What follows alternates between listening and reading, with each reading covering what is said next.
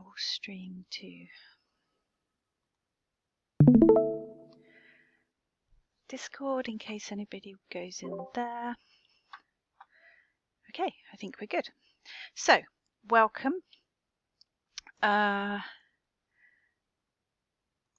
So today's class, I wanted to do a sort of reminder and introduction. So it's a reminder for those of you that have done roleplay here before, and an introduction to those of you who haven't. And you might just be curious and think, oh, well, I'm kind of interested in what you do there. I'm not sure I'll take part, but maybe I will. And that's okay. So we'll be looking at sort of, I'm not going to go through things like in too much detail about the meter and stuff, because Kumi does some great classes on how to set up your meter and things like that. But I will mention the meter because if you're not aware of the meter, then you'll wonder what on earth I'm talking about. So I will briefly talk about the meter, but not go into too much detail. Similarly, we won't be using weapons today or harvesting ingredients, etc., because we do have separate classes for that. Today is more about what on earth do we do here as roleplay? You know, how do you take part? How do you get started? You know, how do you develop your character? All that sort of stuff. So roleplay is just one of the things that we do at Centauria. We are a community first and foremost, and roleplay is optional. And as a community, you could be anything you like here, really. I mean, obviously the regions have a kind of theme, and most people who want to be here like that theme, so that's why they're here. But actually, as a community, we welcome everybody here. There is no kind of stipulation that you have to be a centaur or you have to be any kind of species. We even allow humans. Even humans. As long as they behave. However, in the role play, and there's two types of role play really. Well, I'm going to classify them as two types. There's formal role play and then there's informal role play. So formal role play is when we're using our meters and we've kind of negotiated what's going to happen. And in the formal role play, there are some restrictions as to the species that you can be at the Ancient Order of Centaurs. It isn't solely restricted to centaurs, but you know, it is the Ancient Order of Centaurs, so if we allowed all species, it would be difficult to justify the name, really. So we kind of made a list of demi-humans, centaurs, dragators, canitors, felitors, merfolk, and then under merfolk, that's quite a wide classification. You would include mermaids, hippocampitors, Cecilia, anything that's sort of half human, half beast. Okay, fauns, so which are generally a human upper body with goat or deer legs with cloven hooves. Satyrs, generally human upper body with horse legs, feet, solid hooves. Reptors, and again that would cover things like nagas and lamias, and anything that's kind of reptile, demi-human. Insectors, so anything that is insect and human, demi-human. Aviantors, which again includes harpies, but anything that's sort of bird-like, human-like. Illithids have an octopus head with a human body. Arachnotors, and I put that as instead, that includes driders, and it also includes Gertublilu, which I think are the scorpion bodies. Minotaurs, Huaychivo, And there is a shapeshifter classification. Okay, there's a shapeshifter classification because I appreciate that we all like to change our looks regularly. I do it regularly, and there's a lot of you that like to use Jinx products, and I think it would be a little bit restrictive if you could, if you weren't allowed to choose a species that can change. So shapeshifter is in there, but there are some restrictions with shapeshifter. So the first restriction is you can only shift to one of the other species on the list. So you can't be a shapeshifter and shift into something that's not on the list of approved species. And the other thing is, and this is kind of a soft rule, okay, and I'll explain why, that you can only shift when there's somebody else of the same species present. No, Fae isn't actually on the list. So Fae isn't a approved species. But you could be a Fae with insect legs. So that would be an insector. Okay, so as long as it's a sort of demi-human. Fae actually do form part of the storyline here, and there would possibly be opportunity for NPC Faes. So yeah. Yes, exactly, Jess. Yeah, we're all Fae. But I presumed you meant fairy, Gilly. There is another species, which is beast, and that one is restricted and very limited. The reason I allowed it, and beast includes quadrupeds basically, okay, so if you want to be a cow, it's a beast, okay. The reason that's included is because before we started the role play, there were members of this community who were very active members of the community at that time, who were not one of the species on the list, and I didn't want to exclude them. So in order for somebody to be a beast, they actually had to be, and they still do have to be, a long-term and active member of the community. So that's only there to allow for their inclusion. We generally, if somebody comes along and says, oh, I'd like to be a beast, or I'd like to have beast as my main form and be a shapeshifter, the answer is no. Because I'm mean like that. Size isn't important. Haha. You can, if you're, so for example, if you're a centaur, you could be full size, teeny, tiny size, or petite size. It doesn't matter. So you can, if you choose your species, it's not size dependent. Sapphic hasn't got her ears on. Kumi, it's difficult for me to type, and because I've got the recorder which is sitting over my chat thing. Could you type to Sapphic and make sure she can hear in some way? Oh, great. Okay, I didn't see your dot. Sorry. Brilliant. Okay. Okay. So for formal role play, okay, yeah, you choose your one species and you generally stick to that species. Okay, you don't, because if you flipped between species, it would kind of break your character's backstory. It would break who you are in the role play.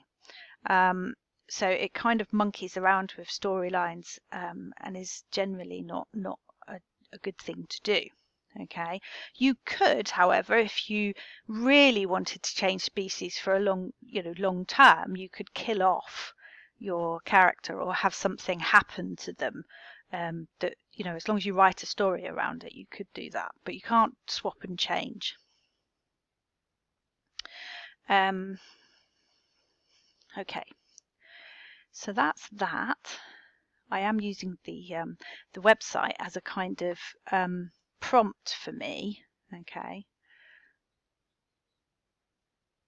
so I talked about formal role play. Informal role play might be where you're not wearing a meter, we're just maybe messing around and it turns into some kind of role play that isn't necessarily part of the formal role play. So, for example, we've had members of the community here who have formed their own families as part of the community, and they end up role playing their kind of family stuff in the open as part of the community, but that may or may not form part of the formal role play. Okay, so that's an example of that. And if you're engaging in informal role play, you don't need to be the species that you are chosen in the formal role play.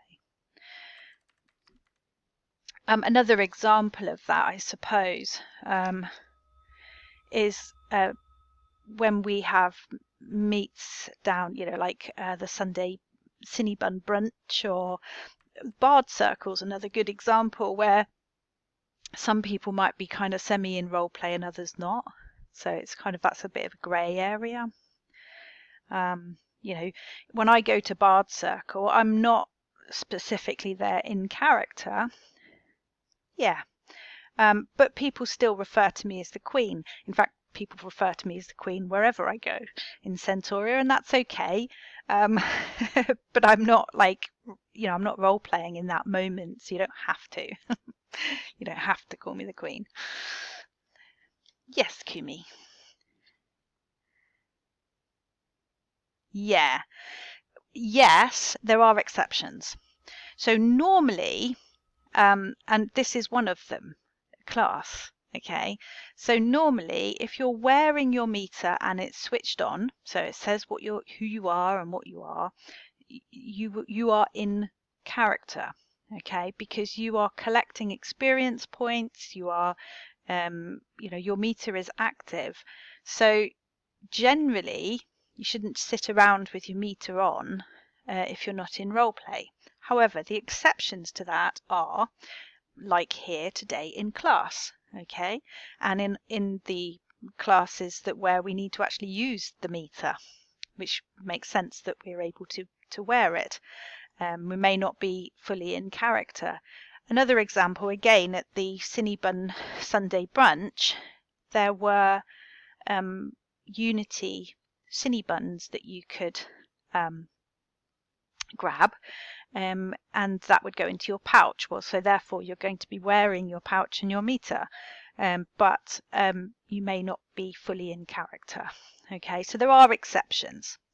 If you're not in character and you're not in one of those exceptional circumstances, then you should really switch your meter to out of character, like I just did there, okay, from the HUD, or take it off, okay, so that people know that you're out of character. Okay, sometimes people want to role play and they'll come along and somebody's got their meter on, and so they'll start role playing with them, and perhaps the person with the meter on was like, oh, I didn't really fancy role playing right now, and they've kind of got themselves into a situation where they've either got to be kind of disappointing the other person by saying, oh, actually I don't want to role play, and it's like, well, why did you have a meter on then? So to avoid any confusion, it's best to switch it off. Now, well, I was going to say, Kumi, I often forget to turn mine off. So, mistakes are always made and always forgiven. Okay. Okay.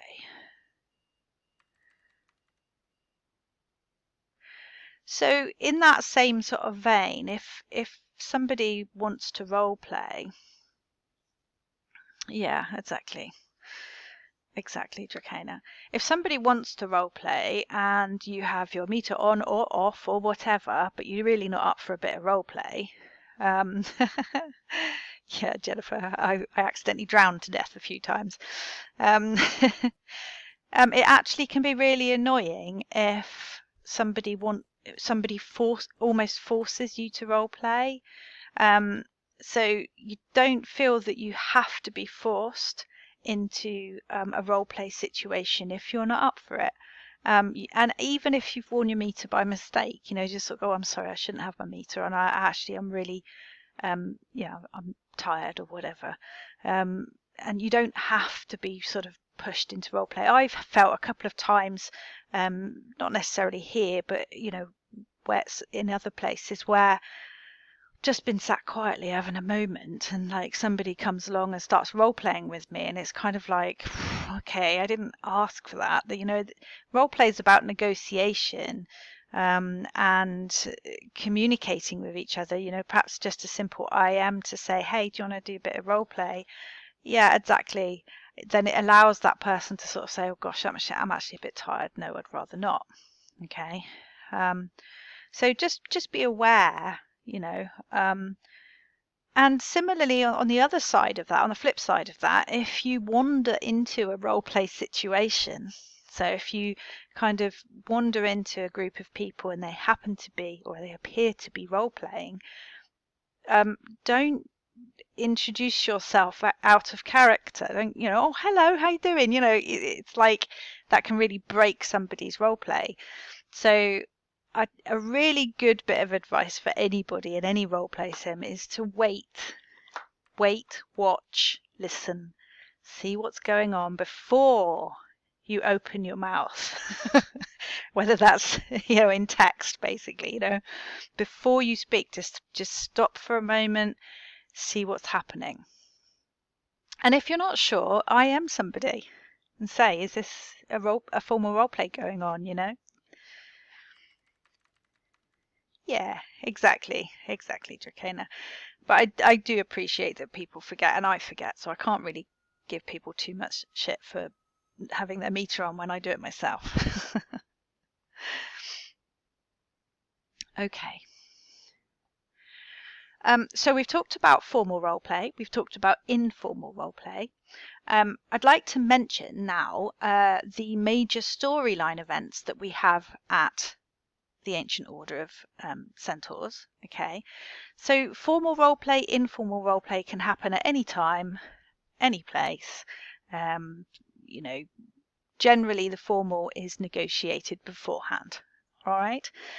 Now the major storyline events happen throughout the year.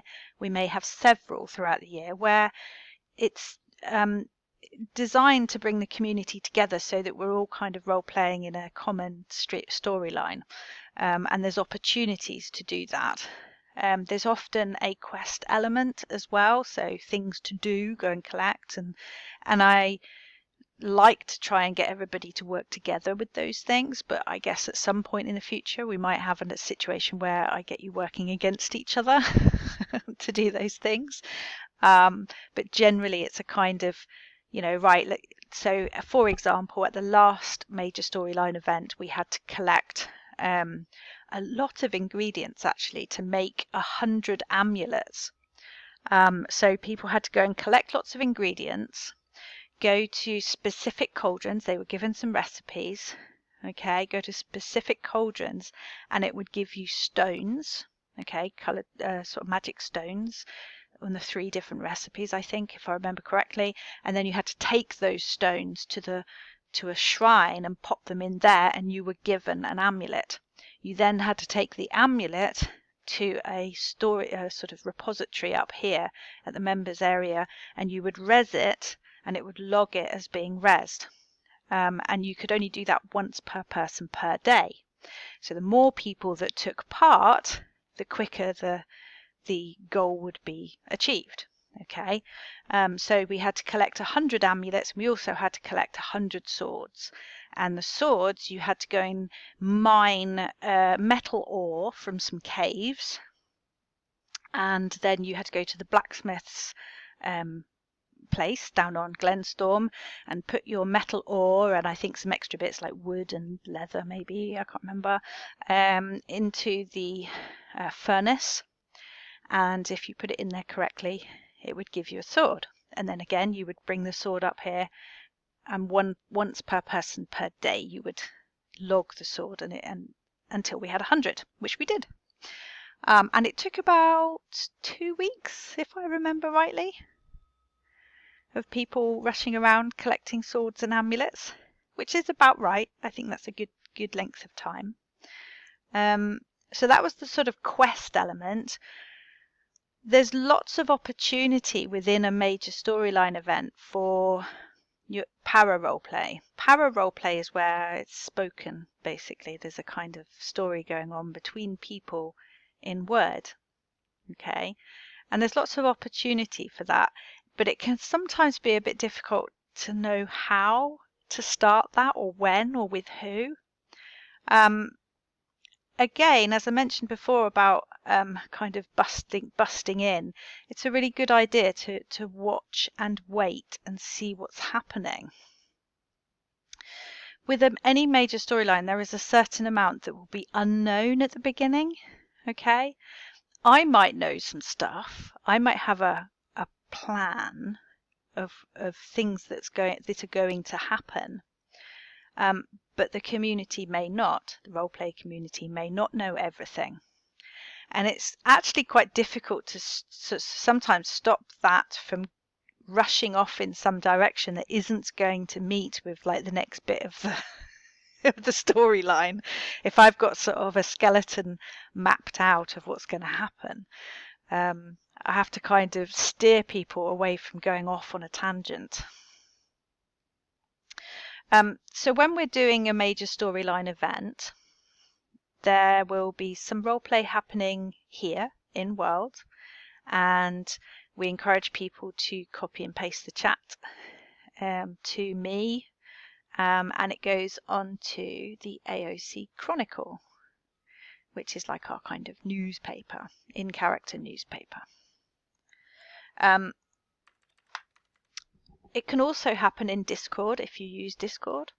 If you don't, it doesn't matter. It's just an option there. It allows people who maybe, don't get time to come in World to actually still take part, which is really nice.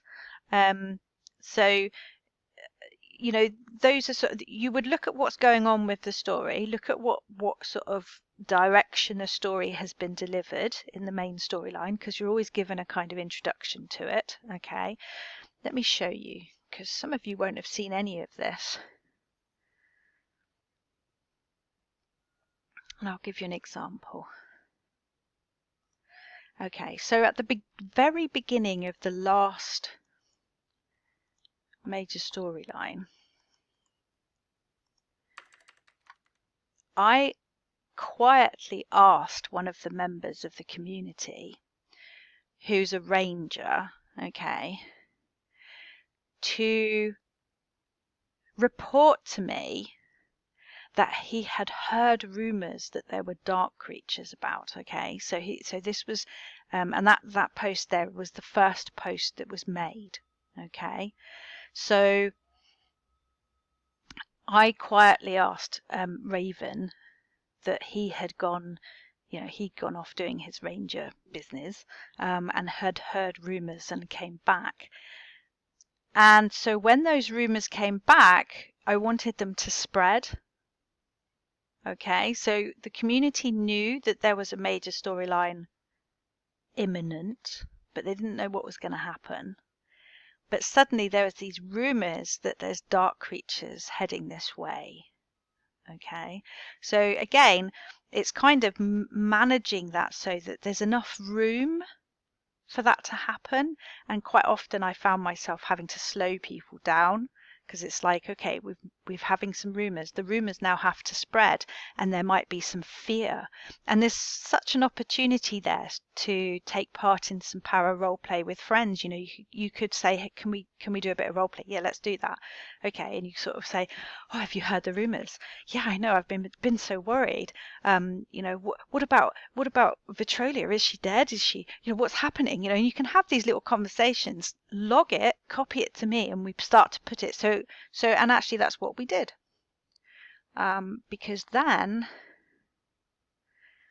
the next post was unrest gathers and anxiety rises.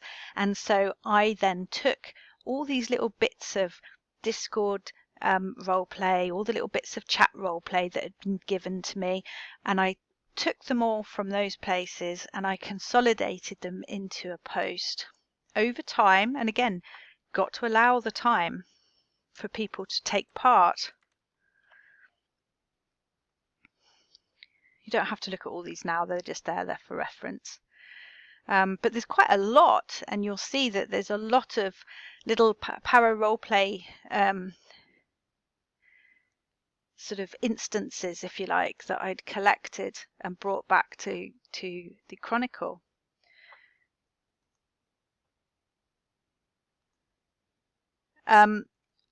I'd asked the ranger, so the ranger had said he'd heard rumours, and I had asked him to go and find out. Okay, that was in character roleplay. I'd asked him to go find out what's happening, go and see if the rumours are true. And so he came back a few days later, which he roleplayed, and he'd been wounded and was quite sick. And so that sort of started a nice little role play between him and his mother, and then Lil, who's the healer who was sent for to go to him. And so this was, naturally occurring role play that had happened because Raven had thought up this thing like, I'm going to come back all stressed out and hurt, okay, from his task to go and see what was happening. I always encourage people to take pictures when they're role playing, but if you're not a picture taker, then don't fret about it. See if somebody else will. Hey, we're about to do a role play thing. Would you mind coming and taking a photo of us? Because we always put the photos into the Chronicle as well. And it doesn't have to be right at that moment either. You might have a really good role play session with your friends and then think, oh, we didn't take any photos. Well, you can do it afterwards. You say, hey, let's get together and do a photo and sort of do a nice photo that can go with our role play. So you don't have to do it there and then. You can go back and do it later. So that gives you an idea of the sorts of things that, as we get started.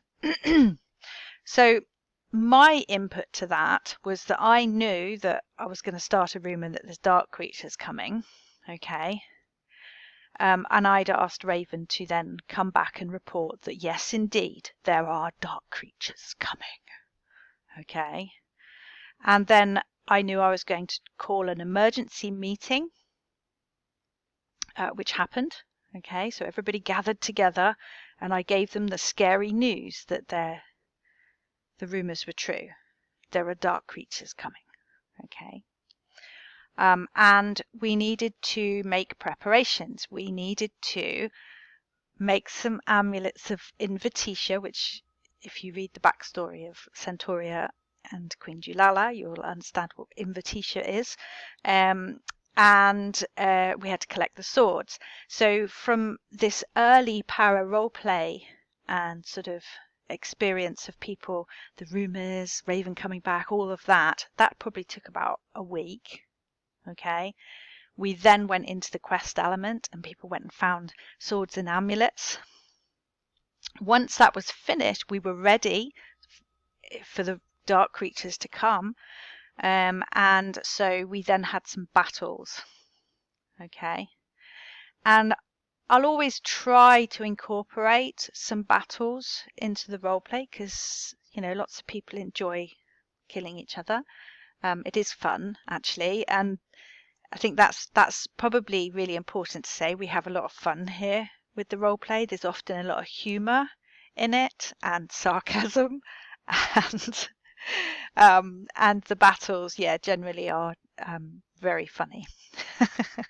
So worth watching even if you don't take part. And we did have lots of people watching as well.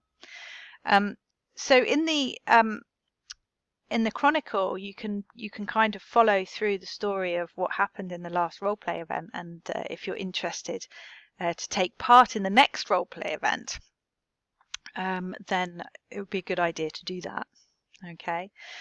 We also have the market once a week, which is a roleplay market. So we're generally in character. We are wearing our meters. We are using Unity because that's how we're trading and stuff. And again, that's a lot of fun, a lot of humor in that. and we just role play going to market. And some of the people sell things, some of the people buy things. I generally just go and buy stuff. But yeah, all good fun. So in terms of sort of hints and tips, are there any questions, by the way? And I'm kind of going on a bit. So if you have got a question, do say. So I wrote some tips for taking part in the major storyline, but I think actually, they're useful tips for any of the role play. So the first is watch and listen to what's going on. Okay, which is, like I said, don't go steaming in. Or what can I do? What can I do? That's when things tend to go wrong. So just watch and listen to see what's happening and see where you can fit in. Okay, and you can do that in the Discord channel or on the AOC Chronicle. Okay, Discord gets very active when we're in a major storyline event, so I do recommend going there and looking because it's good fun. The next tip is don't introduce something new to the story just because it meets your needs and desires when it doesn't fit with the current storyline, or it might veer it into another direction. Okay, so don't sort of think, I'm going to think up something. Oh yeah, I'm going to do this, and start role playing it when actually it's like, okay, I'm not sure that's got anything to do with the current story, and you're kind of taking it off in another direction. So try not to sort of be that person that's like, hey, this is great, but let's change it and do something that I want to do. Okay. And I've put in there, if you do this, you'll be taken aside and dunked in a water pot.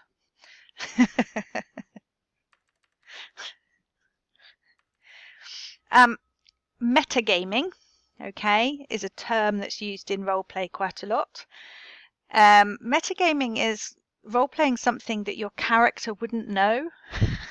Okay, so you might be aware that somebody's doing something elsewhere, but your character wouldn't necessarily know that, so you therefore don't introduce it into your role-play story. Okay, because you know that from an out-of-character information or something like that. Okay, so you need to be careful of that, because when you're reading the chronicle, some of that, of course, it's there for your information, but your character wouldn't necessarily know all of that. So you'd have to figure out how your character is going to get that knowledge, get that information. So if you see like something in the chronicle where some other people have been role playing something, you can't kind of assume your character suddenly knows all that they were role playing about. You'd have to sort of think up some way that they would tell you. Yeah, exactly. Yes, if you want to take part in that story, and go and find that person and kind of think up a way that you can get them to include you. Not by saying include me, not by forcing your foot in. Okay, just says, do you suppose to write up for character background creation? Yes, definitely. I will get to that in a sec. Yes, definitely. Okay. I think a lot of people worry about character. Oh yeah, gossip is always brilliant, a way to sort of get information. You could say, could somebody please point me to the local gossip? So don't metagame by role-playing something your character would not know just because you as a person know it from somewhere out of character. Don't role-play other people's lives. Okay? Role-play what you are doing, not what somebody else is doing. Let them role-play their own stuff. Okay? Unless you're collaborating or working on something together.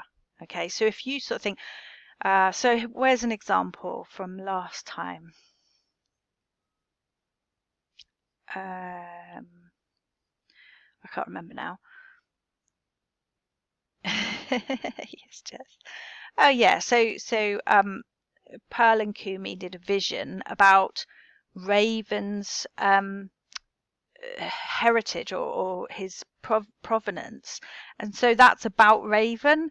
So they had to make sure that they talked to him, and was that he was okay with that, because they, if you're role playing somebody else's life, you can really balls up their own idea of what they wanted to do. so don't, focus on what you're doing. I mean, obviously you can, if your character knows what that other character's been going through, you can refer to it, but don't suddenly start writing somebody else's future for them. Another tip is to slow down. Okay, don't rush the storyline forward. It's really important to have space in the storyline interactions so that it gives others a chance to get involved. Some people might not be here for 2 days, and okay, Jilly, I've recorded it, hopefully, so I'll put it on YouTube or something.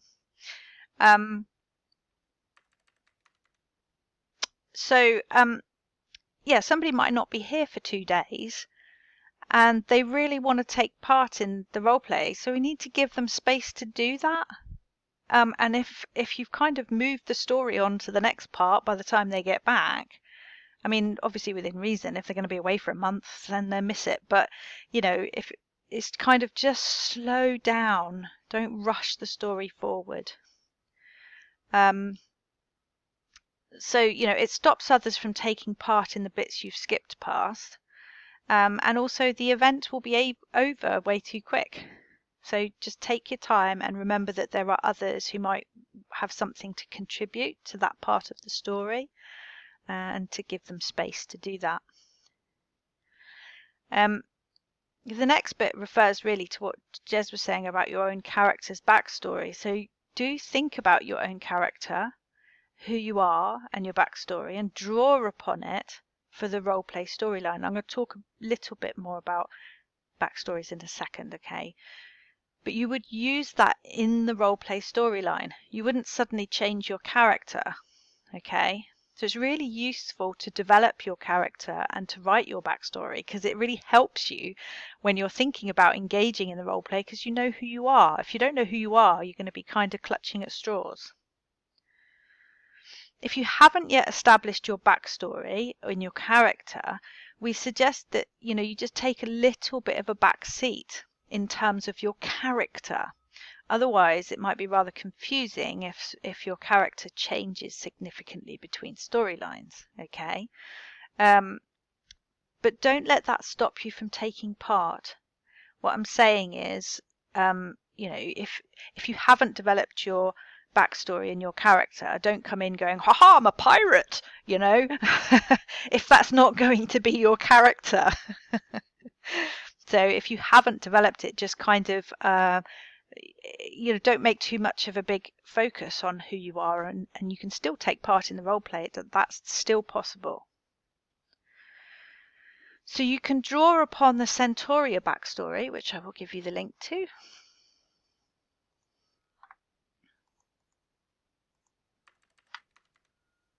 Okay, and you can also draw upon other people's backstories as well, which might help you to then approach them and say, hey, look, our backstories might be quite interesting if we did a role play together, a little bit of role play. So do refer to those. Those are on the website as well, and I'm going to give you the link to those.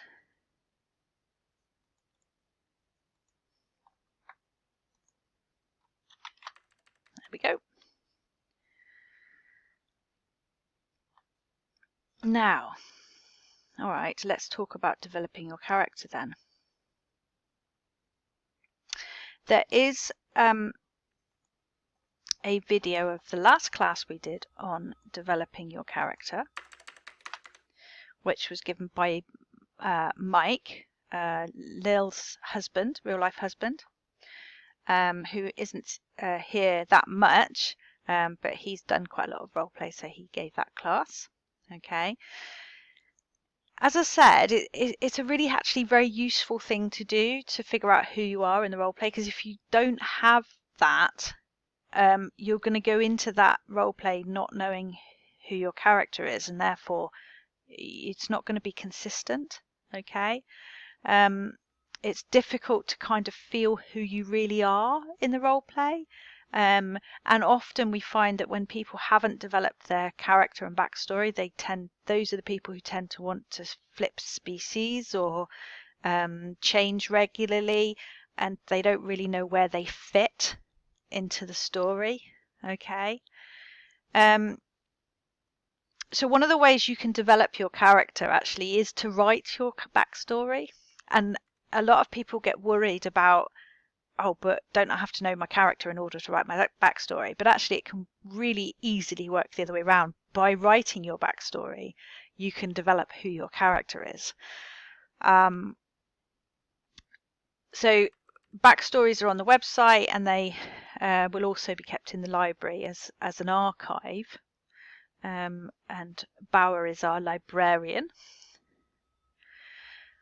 So writing your backstory is something that you shouldn't really rush. You can take some time over it and take some care over it and really enjoy it. Sometimes your character will turn out very different to perhaps what you had in mind to start with, because once you start thinking your backstory, you're like, oh yeah, this happened and that happened. It's like suddenly it all comes to you, and you find that your character perhaps isn't what you thought it was, but you like it anyway. Your character's going to be with you throughout your time here in formal role play. So therefore it's important that you connect with that character, so that you can really immerse yourself into the character's personality. Jennifer's saying, I always like to use backstory to bring personality. Yeah. Experiences, childhood ones, yeah, absolutely. Tend to help you to figure out who you are and why you behave the way you do, why you why you are, and helps other people as well. Jez says, a method I suggest to my D&D players is to give yourself two different identities, who you are now and who you were before the start of your roleplay. Your backstory is how you got from there to here. Yeah, and actually if you read the character backstories, there's quite a few of those. Some people struggle with some people struggle with the childhood stuff, or the sort of back history, and so in order for them to get started, they have a clear idea of who they think they are. They tend to sort of say, oh, there's a loss of memory or something like that. They've kind of got an idea but not quite worked it all out yet, so there's a bit of loss of memory. And they tend to then describe their journey to coming to Centauria, and arriving here. And it gives them opportunity to go back and fill that in. So I would say that I'm just thinking whilst I was talking. I'm not sure how many of the people who... I know that Raven's got some sort of mystery in his backstory, but I'm not sure that it's because he doesn't know what it is genuinely, or whether the story is he doesn't know what it is, if you know what I mean. His character doesn't know what it is. And what I find is that those who sort of go, oh, I can't think about what it was, so I'll just write about how I got here, don't tend to stay very long. So there's no rush to get your character. It's something that you should enjoy. It's not like, oh, I need to get my backstory done so that I can take part in roleplay. You can take part in roleplay without your backstory done, but you just, you're sort of taking a slightly backseat from your character. Yeah, Jezebel, yeah. I think, I think he'll have an idea. He certainly probably has an idea of what it isn't rather than what it is. So really sort of take your time with it. Include pictures, include videos if you want to. Be creative. Don't rush it. It's really important. Enjoy it. I think that creating your backstory can be one of the most enjoyable parts of this. You're imagining who you are. It's like you can be anything, so see what flows.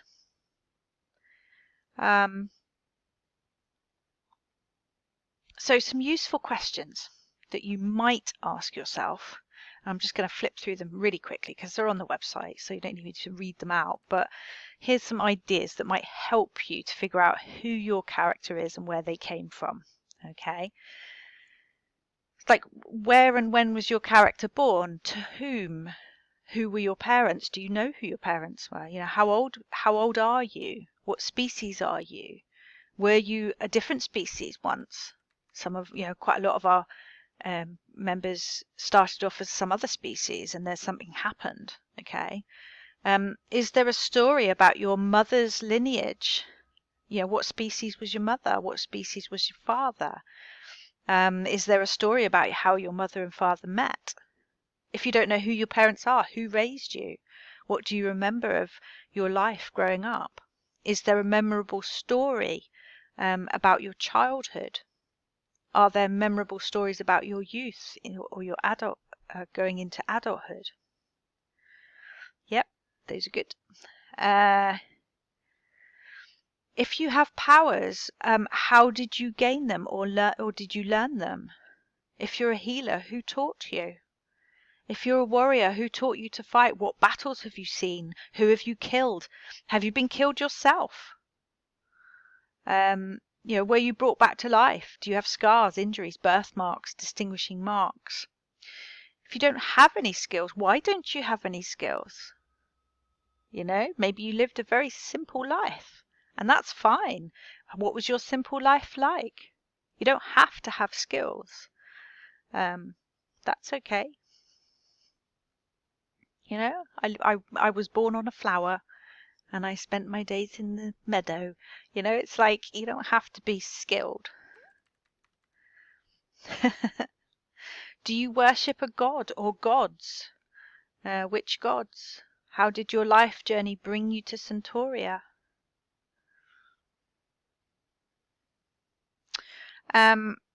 Mike, I remember in the video he talks about actually like when you're thinking about your character, not everybody needs to be a hero. Not everybody needs to be the greatest warrior, the strongest, the biggest, the most skilled, and actually, like say Greyloth, when you say, what if you don't have any skills? Actually, it can be really nice to be a simple character. So yeah, that's lovely, Sapphic. So some people struggle writing, and I don't want you to feel pressured because this always sounds like it's a lot of writing. If you don't like writing or you struggle with writing, find a different way to tell your story. Maybe draw it with captions. Make a small video. Find others to help you. Maybe speak your story. Or speech to text.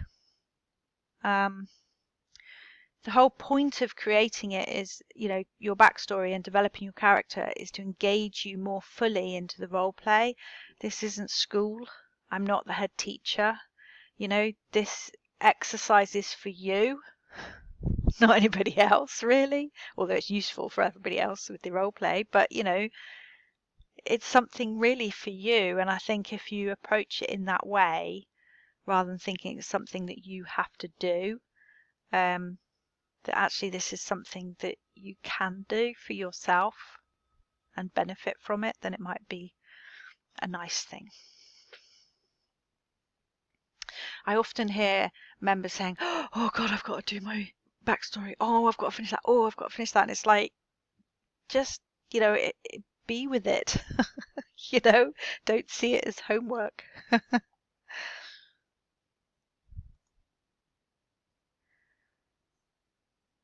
Okay, so I did say I'd mention the meter. You can see that some of us are wearing meters. We use the Unity Maxim meter, and we make use of Maxim weapons when we are battling. and in weapons class. We also make use of the Unity Empires system, which is growing crops and making food and selling food. Oh, something stopped. Oh, I think somebody went into. Hi, Marlo. So trading food, giving each other things. Yeah, it's really quite comprehensive, but not enough on its own. And I think that's quite important to say too. When we first, obviously I spent some time setting up the Unity Empire system, and there was already a community of people here, so they were kind of keen and waiting for the Unity Empires. And when it was kind of set up and I was like, okay, we can have a play with it, it was very easy, I think, for people to sort of go, right, okay, I've got loads of crops, and what can I make and what can I do? Well, it's like, okay, it's not like who can collect the most of everything.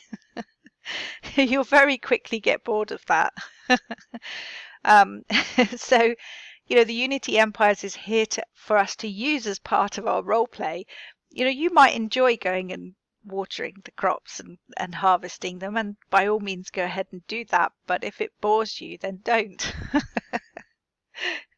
As a matter of point of interest, because a lot of people probably think, well, how do I cook things, and where do I find the recipes and things like that? Let me find in the Chronicle. There's a couple of really interesting stories in the Chronicle.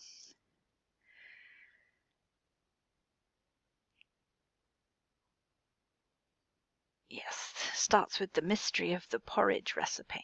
So there are cookers on Centauria. You can also go and buy your own cookers, develop your own recipes, make your own very special foods and bring them to market to sell, that are very you and only you make them, But if you want to practice and access the cookers, there is one on Cloudbirth, and there is a cooker on Glenstorm, and you will find a recipe book close by, or actually a list of recipes, not the actual recipes. Okay, so you will see what foods can be cooked in those cookers. They're not always the same. Okay, so some of the foods that can be cooked in the Glenstorm cooker can't be cooked in the Cloudbirth cooker. Okay, and you think, oh, okay, well, where do I find the recipes? Well, okay, you might find them laying around Centauria. Okay, so there's a missing porridge recipe that keeps finding its way back and losing again. Okay, there are also a number of bottles with recipes in at various places. Oh, cookies can definitely be made.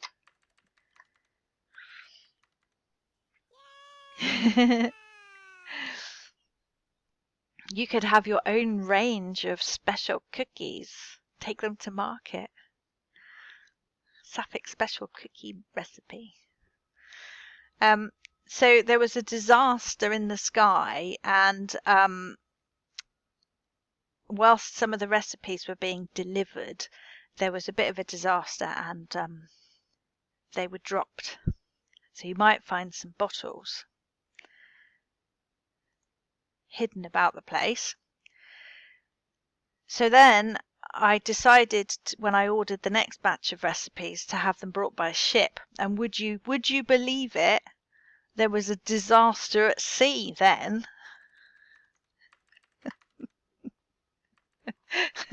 Yeah. Okay, so there might also be some recipes in the Seven Seas fishing. Okay, so if you go Seven Seas fishing on Glenstorm, you might pick up a recipe. So there are various, yeah. So there are various recipes hidden around Centauria. So if you find them, you can then sort of go, oh, now I can go and get some ingredients, find the ingredients, which are at various places around Centauria. There's a lot of them. Okay, so you can go and find those and take them to the cooker and go and make something. And you could always bring that to market, or you could trade it, or if you don't, the cookers are not very forgiving, I have to say. Okay, you have to put the correct ingredients in, spelled correctly, in the correct order and the correct amount. Okay, if you don't do that, they will just explode and you'll lose your ingredients. So they're not very forgiving. Okay.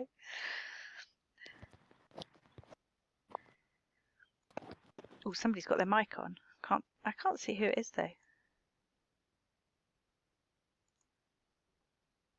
So yeah, don't be too upset if you spend 3 hours finding ingredients and then they explode in the cooker.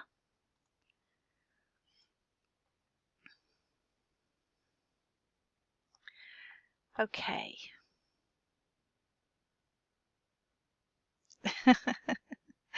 Yeah, the cookers really are not very forgiving, I'm afraid. And like you say, the banker is not forgiving either. So downstairs here in the members' hall is the banker.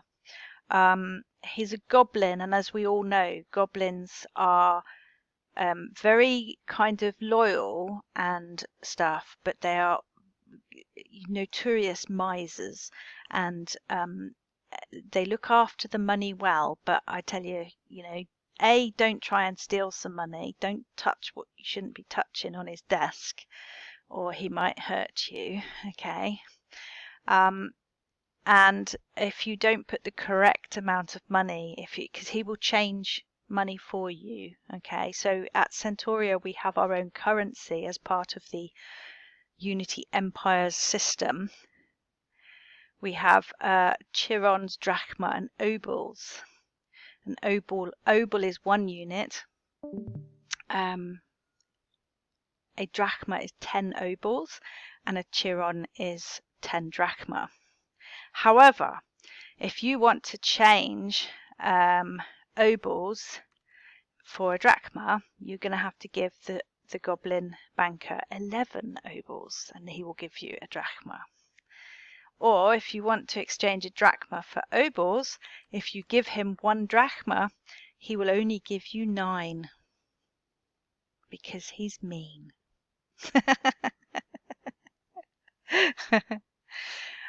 There's an interesting post on the website about the economy. Okay, I've not had to do it yet, but there's a video on there about how to manage inflation. If everybody is super rich, there's no point in having money. So at some point I may tax you all, or there may be a natural disaster where we need to then donate coin to the sim. Not Linden's, just Centurion coin. Or I might make something available for you to buy with them, some special edition something or other that's very expensive, lots of chirons. And that way we kind of filter out the money, okay, so that it doesn't become too inflated. Hello, Raven. We were just talking about you earlier. Were your ears burning?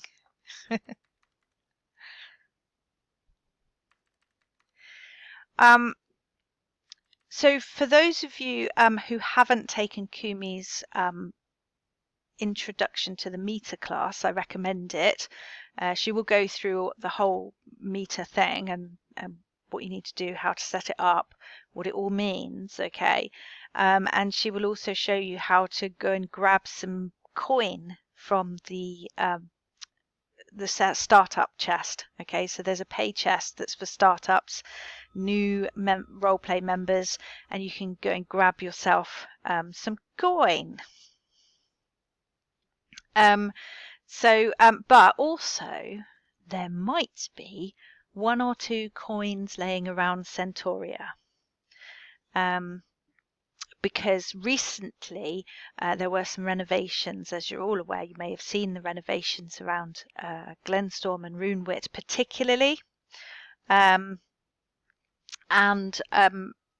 we had a big a small army of goblins in to help with the renovations, and after they'd got paid, they got a little bit drunk and some of them lost their coin. So you might find some coin lying around in places, which is quite helpful because a lot of people... Oh, and I forgot to mention, because actually this is part of Kumi's class, but there are working roles within the role play here, but actually within the community. So we have guides. Kumi is a teacher. Des is the bard. Yeah.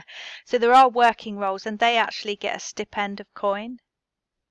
It's supposed to be weekly, but the Queen fails miserably to do it weekly. But it's not massive problem because we haven't got much to spend it on at the moment. But so yeah, the Master of Coin is most definitely stingy.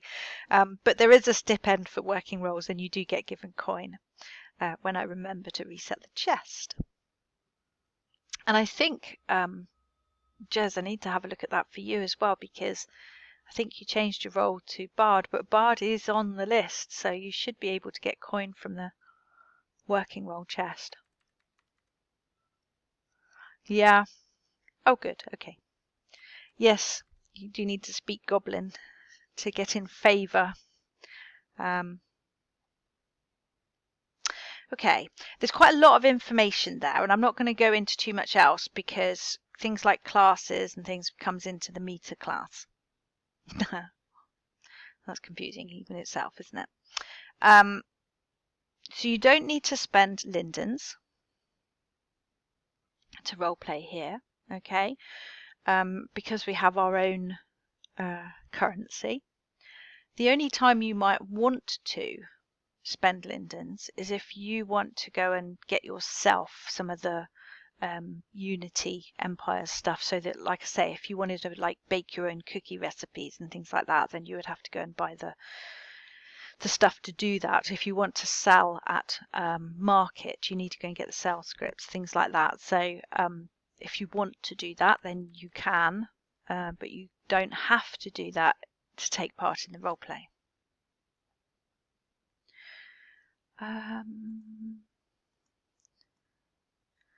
Just looking to see if there's anything else that's worth sharing at this moment. We're past the hour, so I don't really want to go on too much more. Kumi, any idea when you might do your next meter class?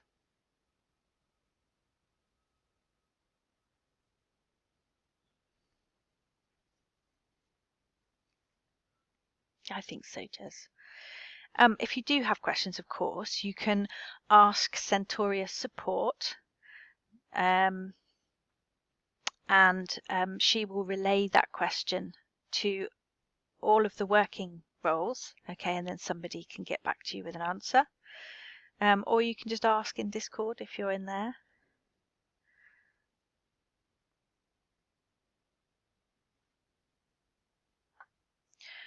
Today at 3 p.m, so in just under an hour, it is the Bard Circle.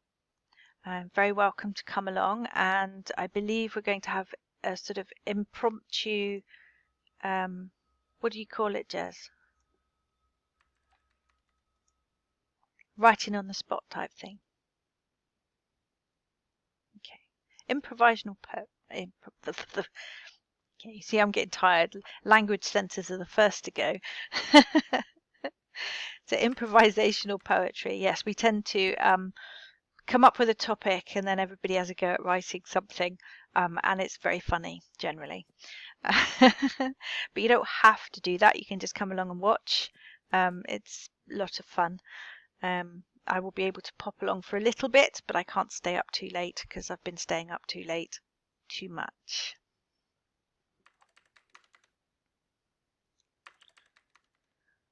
Okay, so if there's no more questions, Kumi says she can do some classes. So if anybody is sort of like, yeah, I'd like to have a go at this, but I need my meter and stuff, give us a shout and Kumi will do a meter class. Yeah, have. And thank you for being here.